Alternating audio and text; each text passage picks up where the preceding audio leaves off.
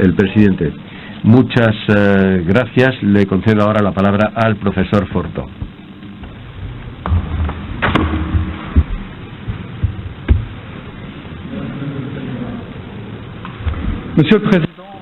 Señor presidente, señorías de la Corte, esta mañana tengo por deber responder a las argumentaciones de Chile relativas al carácter continuado de la obligación de negociar, y lo haré desarrollando 5 puntos sucesivamente. Esto debería llevarme a hablar hasta las 11:45, aproximadamente, un poco después de la pausa habitual de café. Ante todo, empezaré señalando que en la conclusión de su alegato del viernes, el letrado Wedgwood no consacró sino algunas líneas muy evasivas al régimen de la obligación de negociar. No entró en debate con los elementos jurídicos que había manifestado a esta Corte la semana pasada al respecto, y por tanto no es necesario volver sobre ellos hoy.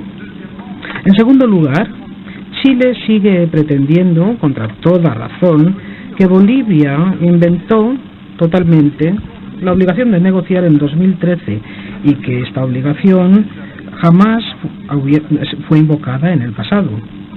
Basta, no obstante, volver atrás en el tiempo para comprender que este alegato es absolutamente está desprovisto totalmente de fundamento. Antes de presentarse ante ustedes, Bolivia había invocado el compromiso de negociar en varias ocasiones, en concreto en 1999, 1993 o 1992 ante la OEA, o otra vez más en 1988. Y no era la primera vez, habida cuenta de que este recordatorio de precedentes ya se operó en 1979, inmediatamente después del fracaso de las negociaciones de Charaña. En su dúplica, Chile afirmó que en el momento de los debates sobre el proyecto de resolución de 1979 de la OEA, ninguna mención ni sugerencia alguna de obligación de negociar se pronunció. Esto es falso, puesto que en 1979 Bolivia se refirió expresamente a los compromisos adoptados en 1895, 1920, 1923, 1950, 1956, 1961 y 1975, utilizando para caracterizarlos, como ya lo había hecho en 1988, términos explícitos como ofreció, se comprometió a o convino en. El profesor Turben se dio cuenta el jueves del error de Chile en su dúplica y entonces presentó una nueva teoría. Sin duda, dijo, los precedentes han sido invocados por fueron invocados por Bolivia en 1979, pero el silencio de Chile respecto de los recordatorios de estos precedentes no representa una aprobación, puesto que según él, los diplomáticos saben bien que no tienen obligación alguna de responder a lo que dicen sus homólogos ante órganos políticos de las organizaciones internacionales. Esta explicación no es convincente y en realidad constituye una admisión. En cualquier caso, señalo que Chile no guardó silencio en 1979. Sus declaraciones de entonces, por el contrario, confirmaron el carácter continuado de los compromisos de Chile. En efecto, Chile declaró, en el contexto de los debates relativos a la resolución de la OEA de 1979, que en la parte operativa de esta resolución existe una recomendación a efectos de que los estados afectados por este problema entablen negociaciones para fin de proporcionar a Bolivia una unión libre y soberana territorial con el Océano Pacífico. Mi país siempre ha estado dispuesto a negociar con Bolivia. Chile también recordó que había estado dispuesto a satisfacer esa aspiración y que una vez que se restableciera una atmósfera de respeto, solamente mediante el diálogo, la comprensión mutua y sobre la base de propuestas serias, el paso para el acceso soberano al mar se podría abrir a Bolivia. El recordatorio de precedentes pertinentes de 1979, de hecho, no era el primero en el tiempo. No vuelvo sobre los elementos que he mencionado el martes pasado y que no han sido refutados por Chile. Señalaré únicamente lo que el letrado Wedgwood permitió, que inmediatamente después de la conclusión del acuerdo de 1950, las propias autoridades chilenas hicieron varias declaraciones en las que indicaban que Chile se estaría conforme con los precedentes diplomáticos recordados en el acuerdo. El señor Wedgwood estimó que esto no hacía pensar ni reenviaba sino a tratos amistosos y amables. Pero esto se ve desmentido por los términos de la declaración de septiembre de 1950 del ministro de Asuntos Extranjeros chileno, términos que el señor Wedgwood prefirió pasar por alto. Al final de las declaraciones del ministro chileno de Exteriores en septiembre de 1950, la intención de Chile de todo punto quedó clara cuando concluyó el acuerdo de 1950. Se trataba de dar efecto a 30 años de promesas anteriores. A estas promesas anteriores se añade, si se sigue volviendo al pasado, la conclusión del protocolo complementario de 1999 con el Perú, que confirma que ya en esa época Chile tenía la firme intención de negociar un acceso soberano al mar. El protocolo adicional de 1999 es un precedente extraordinario. De hecho, hay muchos ejemplos de estados que han concertado un acuerdo de esta índole. Su existencia por sí sola muestra hasta qué punto eran serias en la época las intenciones de Chile respecto de negociaciones relativas al acceso soberano al mar.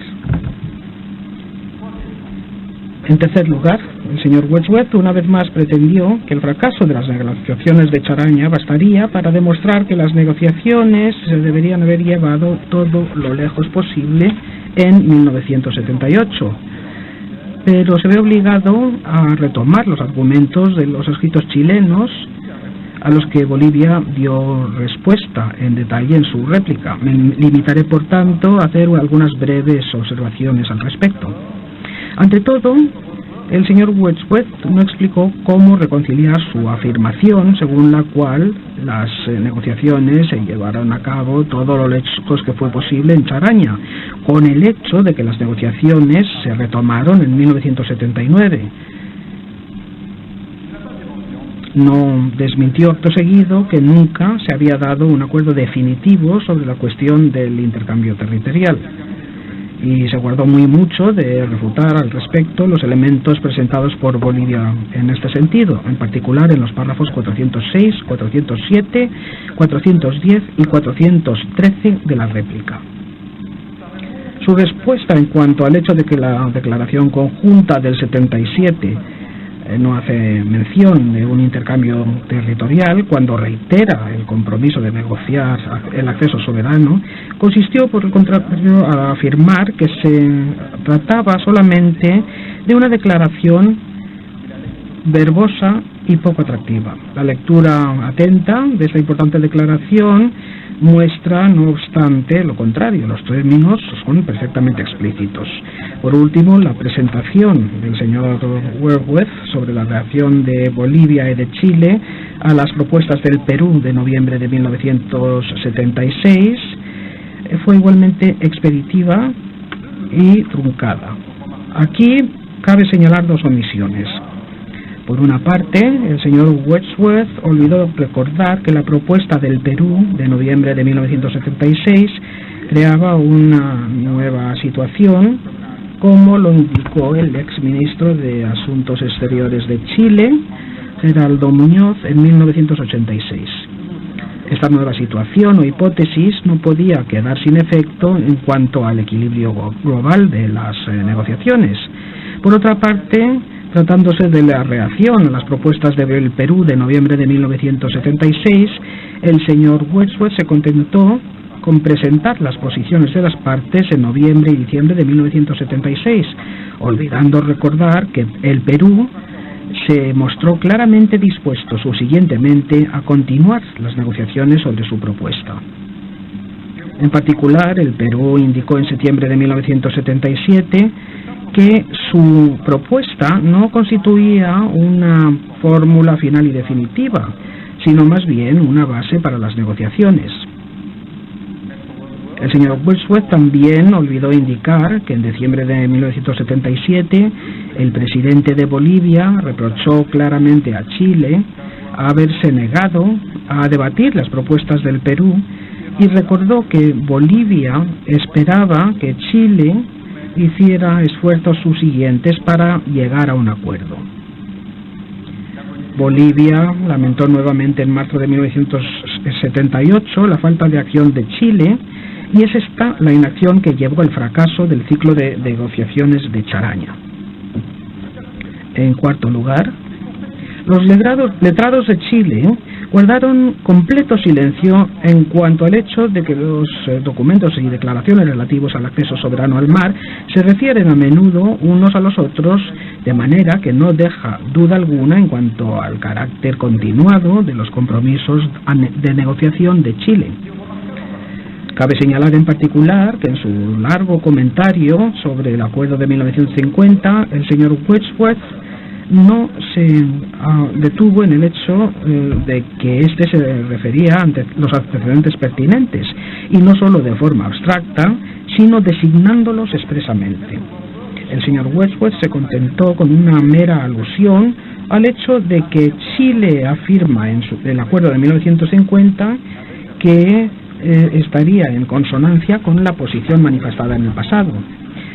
El acuerdo de 1950 es aún más explícito, integra una referencia expresa al Tratado de 1895, al Acta de 1920, a las declaraciones chilenas de 1922 y 1923 y también al Memorando de 1926. La intención así manifestada es fundamental. Demuestra que el compromiso de negociar de 1950 no es, como pretendían los letrados de Chile, un episodio sui generis o un acto singular. De hecho, Chile lo admitió de forma expresa en su dúplica. Chile escribía entonces, negro sobre blanco, que el objeto del acuerdo de 1950 era el de confirmar y dar efecto a esas declaraciones previas de política. Y esto se confirma por otros documentos, como la declaración del presidente de Chile de mayo de 1951. La remisión al Tratado de 1895 en el Acuerdo de 1950 confirma, por otra parte, en contra de lo que decía Sir Daniel, que el Tratado de 1904 no trazó una línea decisiva entre el periodo anterior y el periodo posterior a 1904. La única observación de los letrados de Chile sobre las referencias entre los instrumentos pertinentes consistió en observar que la Declaración de Charaña de 1975 no contiene, por su parte, ninguna referencia explícita al acuerdo de 1950. Sin duda, pero no era en absoluto necesario. Y por otra parte, el proyecto de agosto de 1971, al que se refiere el señor Westwood, confirma que la intención de Bolivia era, efectivamente, mediante la Declaración de Charaña, retomar con el acuerdo de 1950. Esto se refleja igualmente en las actas de la reunión de 14 de abril de 1971. En quinto lugar, la táctica de los letrados de Chile ha consistido en concentrarse solamente en algunos momentos de la cronología y a nada decir sobre otros, para mejor hacer creer que no existía continuidad alguna. La maniobra es burda y hay numerosas lagunas en la cronología chilena. Ante todo, nada, aparte de algunas generalidades sobre las resoluciones de la OEA, ha sido dicho por los letrados de Chile sobre el periodo entre 1978 y 1986. Pues bien, como indiqué el martes pasado, durante este periodo, que sucede inmediatamente al fracaso de las conversaciones de Charaña, los dos estados manifestaron su intención de reanudar los debates sobre el acceso soberano al mar. a complementar los documentos a los que me referí la semana pasada al respecto, señalaré en particular a la atención de la Corte dos declaraciones probatorias de Chile. En 1983, ante todo, Chile recordó que las negociaciones sobre el acceso soberano al mar son un tema para la solución directa entre Bolivia y Chile, y que cualquier negociación de este tipo también ha de ser el resultado de un proceso. Mi país está y siempre ha estado en disposición de hacer una contribución al inicio de este proceso. En diciembre de 1985, Chile pronunció una declaración igualmente importante ante la OEA, y deseo recordar que hacer una declaración ante la OEA no consiste en dirigirse a una entidad abstracta, sino a un conjunto de estados tan diversos como que son testigos de declaraciones oficiales. En 1985, Chile reafirmó que la cuestión del acceso soberano al mar debería ser objeto de negociaciones bilaterales. Y para mejor manifestar la sinceridad de las intenciones de Chile respecto de estas negociaciones que procuran resolver un problema pendiente, Chile declaró lo siguiente, y esto lo tienen en la pestaña 45 de su carpeta. Desearía decir algo muy importante a esta asamblea.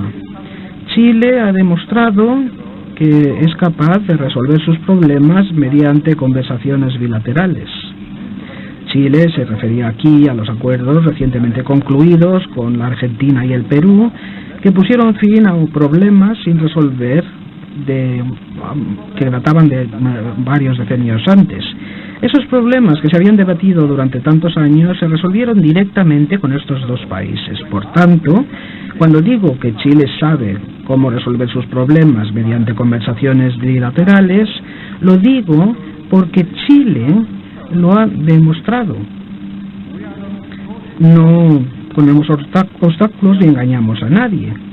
Declaramos una verdad. Señor presidente, mis palabras representan la actitud sincera de mi país, una actitud sincera que se ha demostrado debidamente en opinión de esta asamblea y en opinión del mundo entero. En noviembre de 1986, Chile pronunció una declaración en este mismo sentido.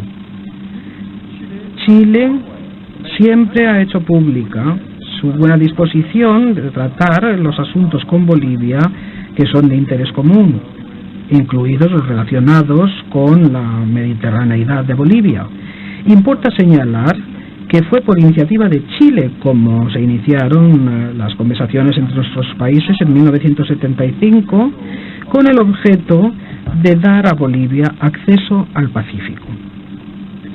Los letrados de Chile guardaron silencio también sobre las dos resoluciones adoptadas por la Asamblea de la OEA en 1987 y 1988, que hicieron un llamamiento a la reanudación de las negociaciones sobre el acceso soberano al mar. Y también han sido muy discretos sobre el contenido de los discursos de los ministros de Asuntos Extranjeros chileno y boliviano de 21 de abril de 1987, en los que se recordaba las conversaciones de Charaña de 1975 y se hizo un llamamiento a la reanudación de las negociaciones. Los letrados de Chile prefirieron saltarse directamente, pasando de 1978 al periodo posterior a 1987. Pero incluso en este contexto, la presentación de Chile fue sesgada y selectiva. Señor presidente, este quizás podría ser un buen momento para hacer la pausa café, dice el orador. Bien, entonces tendremos una pausa de 15 minutos, para lo cual se levanta la sesión, se suspende la sesión. Veuillez vous asseoir. Tomen asiento.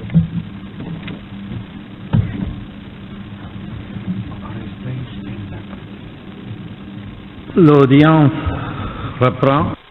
Se reanuda la audiencia y de nuevo doy la palabra al señor profesor Forto. Puede continuar. Muchas gracias, señor presidente.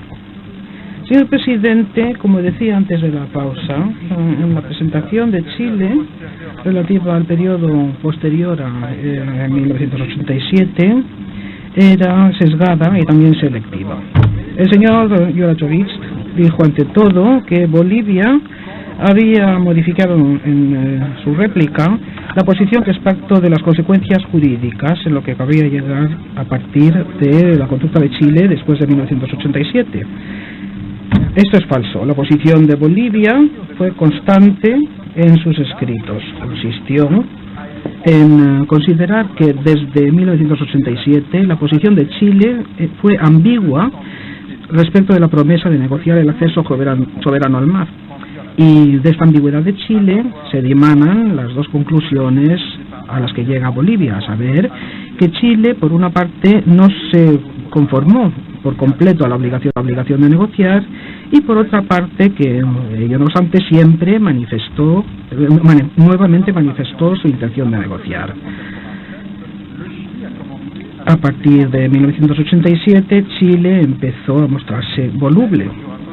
El señor Juratovic optó por no hablarles sino de un aspecto, lo que le llevó a dos afirmaciones erróneas. Según él, de 1987 a 2011, Bolivia no reivindicó que Chile tuviera obligación jurídica de negociar el acceso soberano al Océano Pacífico, y por otra parte, también no se dieron negociaciones reales respecto del acceso soberano al mar. Esto, señor presidente, no corresponde a la realidad.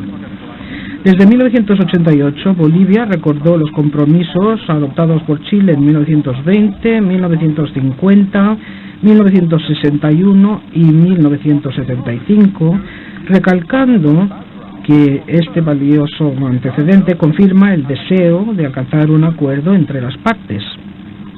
Bolivia, por otra parte, en 1992 recordó los precedentes de 1950 y 1975, y en 1999 recordó que el compromiso de negociar el acceso soberano al mar se formalizó en 8 ocasiones solemnes.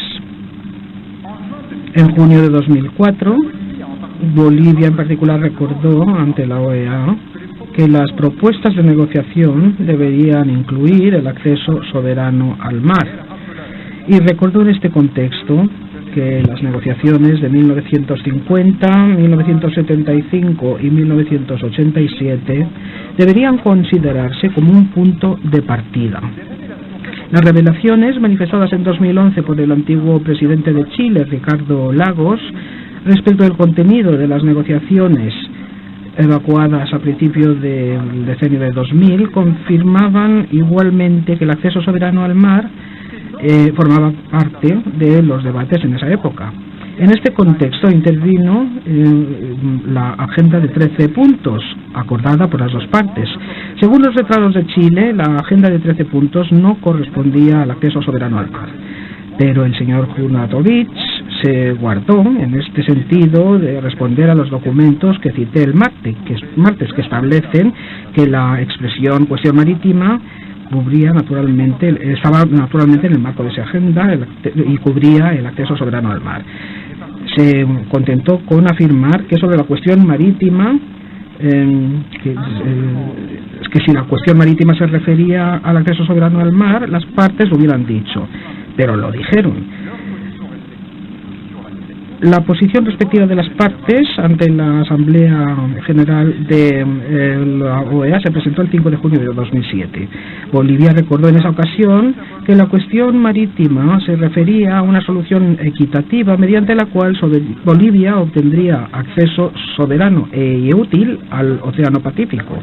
En este contexto, Bolivia indicó que un proceso de reacercamiento se había celebrado entre los dos países para buscar una solución a nuestra reivindicación marítima y que esta cuestión se había incluido en la agenda de 13 puntos, agenda que Bolivia describió o calificó expresamente como acuerdo. Bolivia añadió, y esto lo pueden ver en la pestaña 48 de la carpeta, desde entonces ambos países han estado comprometidos con la creación de un entorno de confianza mutua con el objetivo y el firme compromiso de llegar a una solución final a la condición de mediterraneidad de Bolivia. En un momento posterior de su declaración, Bolivia también dijo que el pueblo de Bolivia, junto con su gobierno, están determinados a lograr una solución que permita a mi país tener un acceso pleno, útil y soberano al Océano Pacífico. En la declaración que siguió inmediatamente a la de Bolivia, Chile no protestó en modo alguno contra lo que se acababa de decir en términos tan explícitos por el ministro de Relaciones Exteriores de Bolivia. Por el contrario, he aquí lo que respondió Chile mediante su ministro de Asuntos Exteriores. Tienen el documento en la pestaña 49 y dice más o menos: he escuchado cuidadosamente a las palabras de mi estimado amigo David Choquehuanca, ministro de Relaciones Exteriores de la República de Bolivia. Desearía hacer referencia brevemente a un proceso en el que hemos actuado durante el pasado año y medio, un proceso de diálogo. Puedo decir desde un punto de vista personal, y esto lo comparte sin duda todos los miembros de mi gobierno y naturalmente la presidenta Bachelet, un proceso de diálogo constructivo en el cual, como David acaba de decir hace un momento, se definió una agenda sin exclusiones integrada por 13 puntos. Naturalmente hemos de reconocer lo evidente, es decir, que estos son unos procesos muy complejos, con progreso inmediato en algunas esferas. Otros procesos son más lentos. Lo importante es mantener un buen espíritu recíproco, ser persistentes en los esfuerzos y guardar buena voluntad para lograr resultados. Chile recalcó, acto seguido, documento 50 de su carpeta, que durante la última reunión bilateral entre los dos países, ambos gobiernos, trataron de la totalidad de la agenda convenida, integrada por 13 puntos, antes de concluir que, por tanto, ratificamos una vía que debería llevarnos, una vez se resuelvan los problemas pendientes, a una mejor calidad de vida para nuestros pueblos. En una entrevista concedida inmediatamente después de esta sesión, el 24 de junio de 2007, el ministro chileno de Asuntos Exteriores confirmó que la mar para Bolivia correspondía al punto 6 de la agenda de 13 puntos, y esta declaración se inscribía directamente en el pronunciamiento del ministro de Chile, ya pronunciado en el mismo sentido en abril de 2006. No solamente el señor Juratovich olvidó referirse a esto, sino que también guardó silencio sobre las negociaciones que ambas partes mantuvieron al fin del decenio de 2000 y que tenían por objeto una solución definitiva a la cuestión marítima. Lamentablemente, como sabemos, estas negociaciones se interrumpieron de forma brutal a final del año 2010. Todo esto arroja luz, naturalmente, sobre los motivos por los que se ha presentado esta cuestión a la Corte.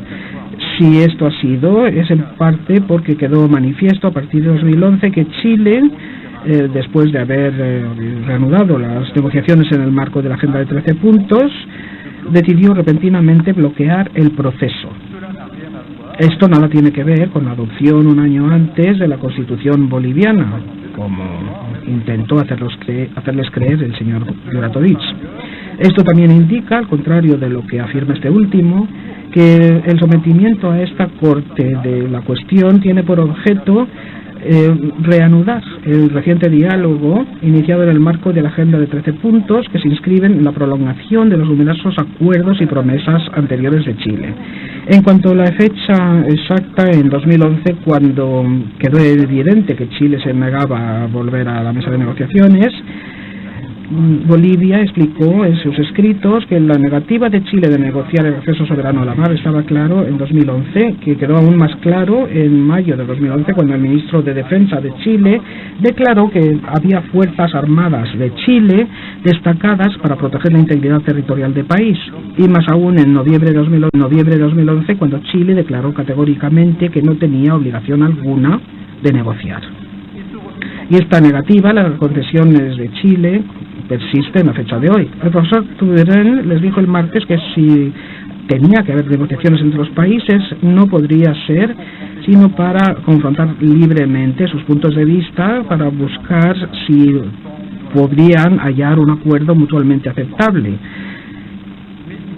Pero incluso esa definición extramínima de las negociaciones y la obligación de negociar no parece aceptable para Chile hoy, puesto que rechaza toda conversación sobre el acceso soberano al mar.